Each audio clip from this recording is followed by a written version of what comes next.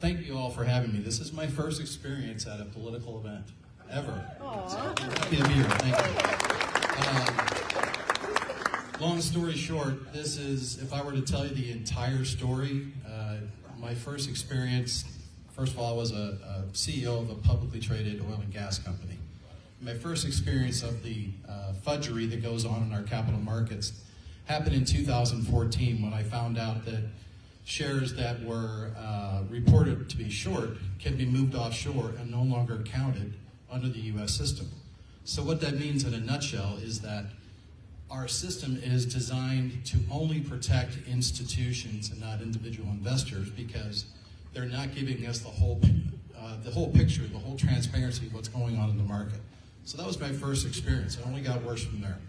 So fast forward to 2020 when COVID hit and oil was negative $37. Our board of directors decided we needed to take a different path. And so we decided to merge with a tech company out of Canada.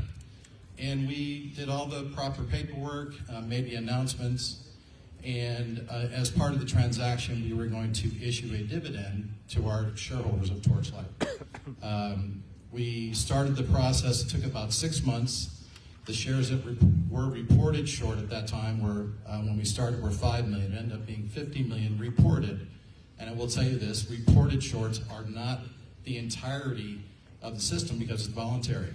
If you're a broker-dealer and you don't want anybody to know how many shares are short, you don't report. It's just, nobody really knows. And that doesn't take into consideration those shares that are offshore. So, long and the short of it, we did our merger.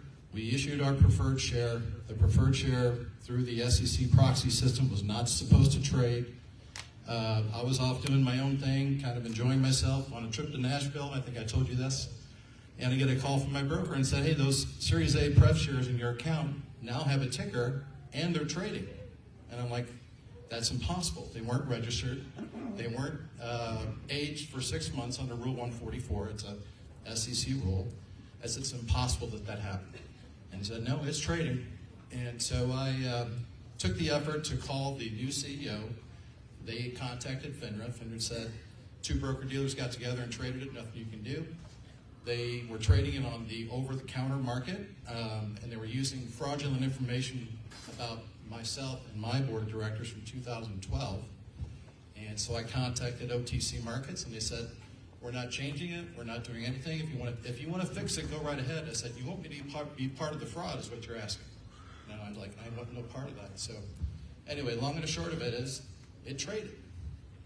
Started out at, I want to say 90 cents, and then over a year and a half, a bunch of announcements were made that the preferred share, MMTLP, was going to be spun off into a private company.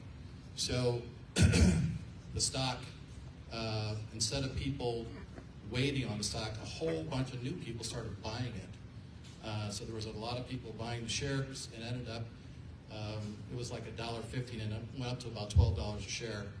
And then the last 2 trading days, FINRA decided that they were going to halt the stock for, technically speaking, they said they were protecting the investing public, the grandmas and grandfathers who were going to buy stock. They weren't going to get the share exchange on the 14th of December.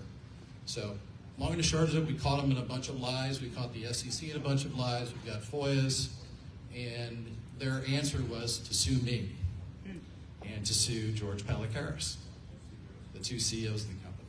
And they basically said we orchestrated the whole thing, and that we tried to cause a short squeeze, and we had FOIAs on that as well, that they were working with Congress, working with Ralph Norman's office on that aspect as well. So long and short of it, our SEC, our financial markets are a complete crock. And if you have your money in the stock market, gosh, I know so much that it would take me hours to tell you, but it's really disgruntling, and it's really a shame the way our markets are run. And hopefully someday we'll get past it, but with Rob helping us out, you've done great things for us. We really appreciate it. I'm here tonight. I'm a Missourian, and Wagner's my rep. No help whatsoever. I haven't hidden from anything. I haven't done nothing wrong. And so, thankfully, I have D&O insurance. But everything is going well, and we're going to continue to fight.